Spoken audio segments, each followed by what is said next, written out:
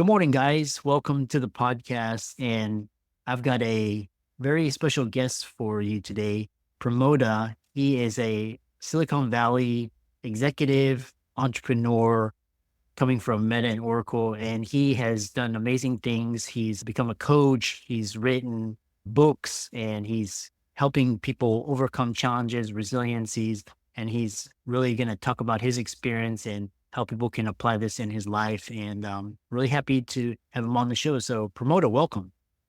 Thank you, Chris. I'm so excited to be here on the show.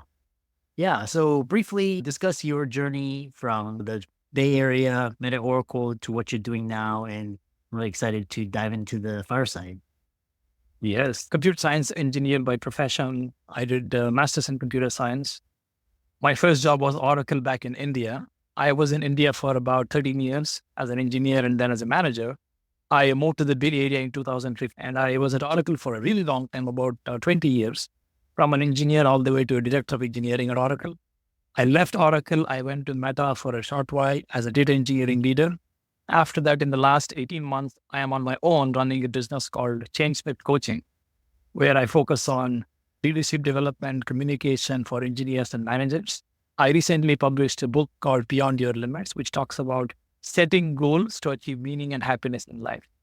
Really fascinating. And so we'll dive right into it. And so one thing, because our audience or the audience is really very driven, high achieving. We've got doctor, lawyer, dentist, engineers. So what's interesting is some of them they hit a breaking point. It's like they can only work so many hours and exhaustion. So you have this idea, what got you here won't get you there. Expand upon that.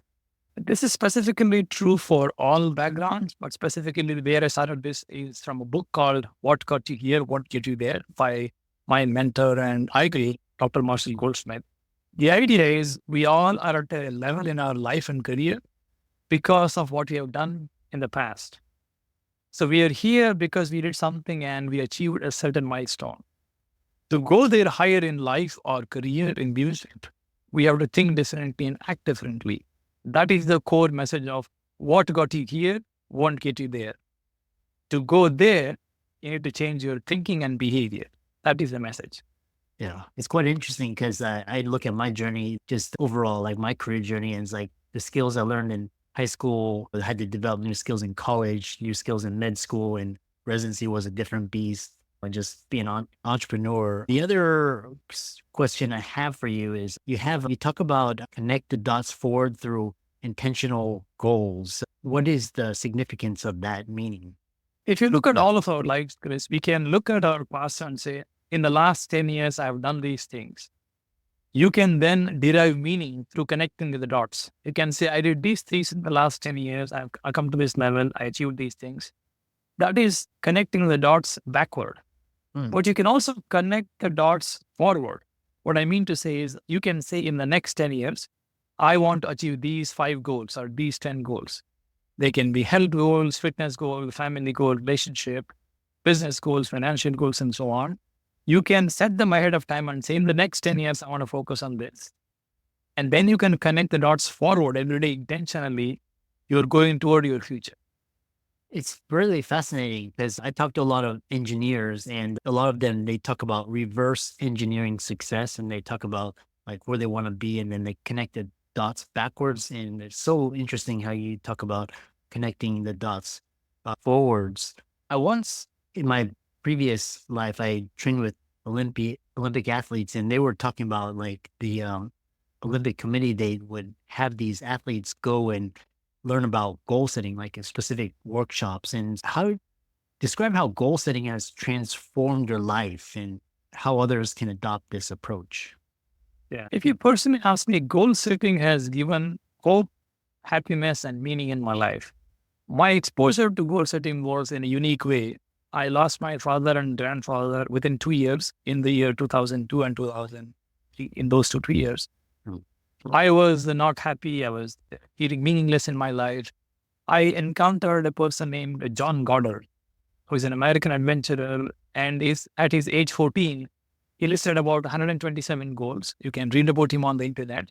And he achieved most of his goals by the time he died. So during that time in 2003, where I was going through these existential crises, I asked a question, what if I can model after John Goddard and write my own goals in life? I wrote simple goals such as losing weight. I was about 50 pounds overweight back then. I wrote that as a goal. I was scared of public speaking. I wrote that as my goal. I wanted to donate blood a few times. I wrote a goal to donate blood 50 times so far. I've done all the goals. So each idea became a goal in my life, and my existence was okay. I've got these 5 goals in the next 5 years. How do I achieve them in my life? In the book, I talk about 52 goals I've achieved since 2003, starting with losing 50 pounds. And the last goal in the book is writing a nonfiction book. Wow. Fascinating. And so diving deeper into goal setting, like for example, some people, their goal is just make it through the day or just wake up, just get out of bed and make it through the day. And then some have bigger goals like you. How do you for example, what's the difference between goal setting as a checkbox? Because I know people that, some of my colleagues, they set goals and it's more just like a check ticker. And then whereas others, they have other more meaningful goals. So how do you distinguish or avoid this kind of checkbox type of setting? Like the question, the distinction which is really critical is intrinsic versus extrinsic goals. When I say intrinsic goals, they are driven by your personal values, your vision, your interests, and what you enjoy doing in life. Yeah. And intrinsic goals typically tend to help other people as well. Those are intrinsic goals. Extrinsic goals are mostly toward the external rewards, like making more money, finance, owning things, becoming famous, and so on. Those are extrinsic goals. People who have more intrinsic goals, like personal development, growing, their own health, relationship, and so on, that is the password to happiness and meaning. Love that. Intrinsic versus extrinsic and base. And yeah, because we all know, especially in America, it's like we're we're extrinsically motivated, but if we can dive deeper, a follow-up question around goal setting is a lot of people the first of the year coming up soon, and they set these goals, ambitious goals, and then 2 weeks into it, it's gone. So what's going on there, and how do you stay on course, and how do you stay on track, even with setbacks? Yeah. 2 thoughts come to my mind. One is we all overestimate what we can achieve in 1 year, and we severely underestimate what we can achieve in 5 years. This is a common challenge for us as human beings. We want to do too many things and too much in the next 12 months. But we forget the fact that there is a lot we can achieve in the next 5 years. So the number one tip for goal setting is look at a long-term view, not in 3 months, not in 6 months, but take a longer view in maybe 3 years or 5 years or 10 years if you can. Take a longer view because you will stay motivated for long-term goals. The second one is we all have this incorrect judgment. For example, if somebody starts going to the gym, they have this random goal. I want to lose 20 pounds in a month or 30 pounds in 3 months. If you ask them what made you pick this number, they have no clue. So this is incorrect judgment. Like, I have to be at this level by this day. Nobody's telling you. You are being influenced by something around you, maybe social media or internet, or a friend did that. So all these personal judgment about goals, this has to happen by this date. Otherwise, I am a failure is the reason for people not achieving their goals and not sustaining in their goal achievement process. It's very profound because there's the different, I think it was Atomic Habits, where he was talking about you're doing it for just the health benefits. You're not really doing it for the extrinsic, like we talked about, extrinsic versus you're doing it to establish these good habits. Fascinating. Moving on, a lot of people listening to this, the high achievers, and a lot of their kids, they want their kids to be successful as well. And one of those is in the tech area. And so you help clients succeed in getting interviews after 2 decades at Oracle. And what advice do you have for just people that want their kids or themselves are aiming for these big companies to work for? Do you want my advice for kids or for parents? For anybody that wants to work for a big company like Oracle or like Goldman Sachs, these very big, prestigious companies.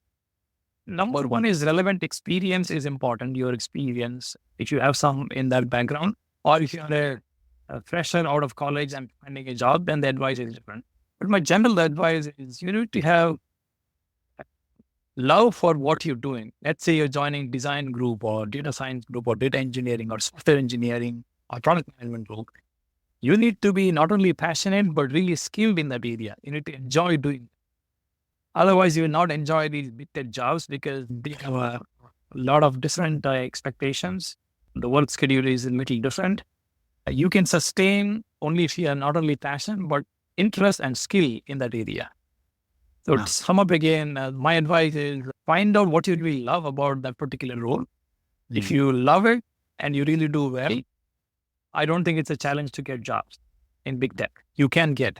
I think it's more of the challenge on the skill, in the sense that if you are so good that they cannot ignore you, job is not a challenge. So find an area of your passion where your skill already exists, you have some strength and you enjoy doing. It's a Venn diagram of what do you enjoy doing, where do you feel really good in that skill area, and where companies are willing to pay you money. So joy, flow, and money, if you look at those three intersections, you can find a job within the tech world. Yeah. I think a great book that you're referencing was the book Ikigai, which discusses that diagram. A follow-up question is that because you live in the Bay Area, one of the home of some of the most valuable companies, a huge startup ecosystem, and a lot of talented people, as opposed to aiming to work for like Meta or Microsoft or these types, they actually go and start their own companies. So what are your thoughts on just very talented people starting their own companies versus working for big tech or famous corporation? I don't know if you know, there is a book that Daniel Pink wrote called Drive. What is the motivation behind people? What motivates people is the book's message. There are three components to motivation, like what drives human beings: autonomy, mastery, and purpose. Autonomy, mastery, and purpose. People who are really extremely talented, smart, whether they are in technology world, whether they're engineers who code software or product managers, they have all these three elements. They're looking for a combination of these three. Can I be autonomous, make my own decisions, be independent? Can I develop mastery in something, really good in some skill? And the third one is purpose. Can I make a meaningful impact on this planet to other people? Now, people are always searching for a combination of these three things. Some people find this in a job, in a big tech, maybe Google, Meta, Amazon, Apple, and so on. And after some time, they realize there is bigger things they can achieve in life because their intrinsic value, their purpose is not being met here in this company. They go out to increase the impact, add more value to this world by adding more value to their product or through a service, through a mobile app, and so on. They find a challenge in the world and they go solve that challenge for people. That's how they are adding value to their purpose. Yeah. Fascinating. And you've actually done, because you started out working for Oracle and then you actually transitioned to becoming an entrepreneur, which we'll discuss. And your response reminds me of Elon Musk, because when he was before he founded or started PayPal with the PayPal Mafia, like Peter Thiel and them, he was actually trying to get a job at, I can't remember if it was like Sun Microsystems or whatever. And they blew him off. And so he was like, yeah, I'm going to go and start my own company, and you see the incredible work that he's doing now. So transitioning is, I love this idea because you have a chapter in your book called Saying No to TV. And I really love this. I haven't watched TV in 20 something years. So tell us more about that. Lars, I mean, that's something common. I stopped watching television in the year 2003, 21 years ago. When I lived in India as a bachelor, I did not have a television at home. When we got married, I convinced my wife to try this lifestyle for 90 days without a television. I write that in the book. There's a fascinating story about how we started that journey. She liked it as well without a television at home. So when we lived in India until 2015, we never owned a television. We have a 7th-grader son who is 13 right now. He watches Netflix once in a while and other shows on weekends, but we still don't have a television or anything else. We have a laptop, maybe a screen. The idea is I have more control over my time. I can invest wherever I want. I don't want the TV to control my time and my interest. The best way to develop self-control is not having the temptation in the house. That's my philosophy. So we decided to take out the television. Around 21 years now, I have not watched television. And my life has become much better by not following other people's life stories, treating them as heroes, because I believe I am the hero in my life. My son is the hero, and my wife is the hero as well. We all have our own hero's journey. We are going through our own struggles in life and coming as heroes, overcoming obstacles and achieving personal goals. And I'm very happy about it. I don't need a television to watch other people's stories and admire their stories. Yeah, really, it's very intentional. And what I love about that is because there's a story about a family growing up in an impoverished neighborhood, and the mom was a single mother, and the father had left, and she saw her kids watching TV, and then instead of having that, I don't even know how much the average hours, but instead of using that time to watch TV, you could actually use it to read books or listen to podcasts or listen to audiobooks and just enrich, like, very intentional, goal-directed, focused behavior to better yourself. Um, the other question I have for you is because coaching, and you've actually emphasized a lot on coaching. So, how has coaching helped you, and what do you want the listeners to take away from yours particular coaching strategies, methodology, and practice? I'll start the second question first. My coaching methodology is, it's a simple equation. Performance is equal to potential minus interference. I believe as a human being, everyone has 100% potential. They can achieve great things in life. What is the challenge is the interference. So if your potential is 100 and the interference is 25, your performance is only 75.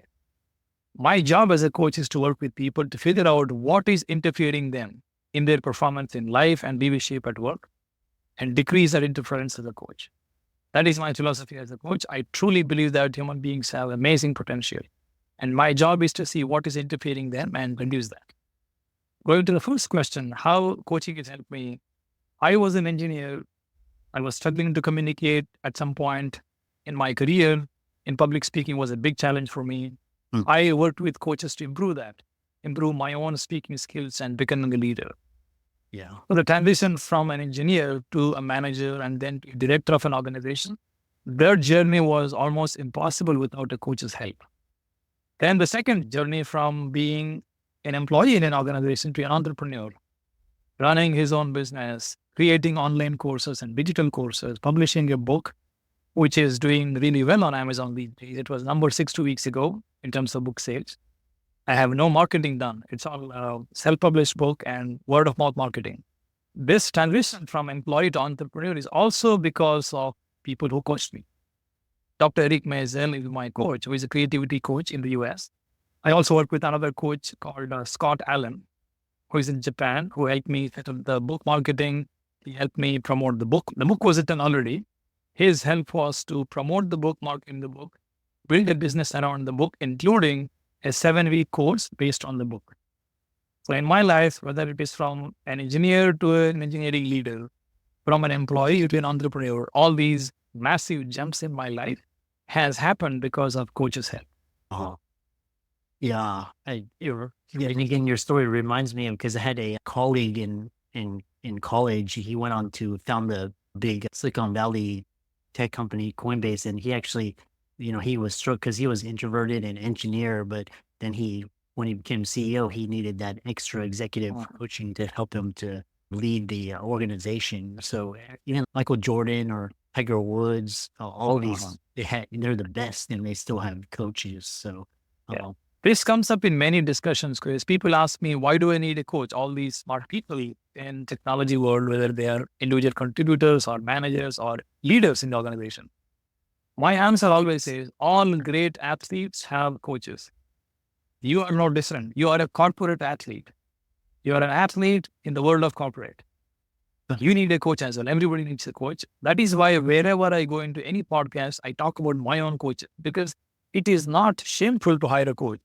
You have no challenge to work with a coach. Everybody needs a coach to become better, perform well, and be fulfilled. So the more people normalize it and say, it's okay to work with a coach, you have no problem. It's fine.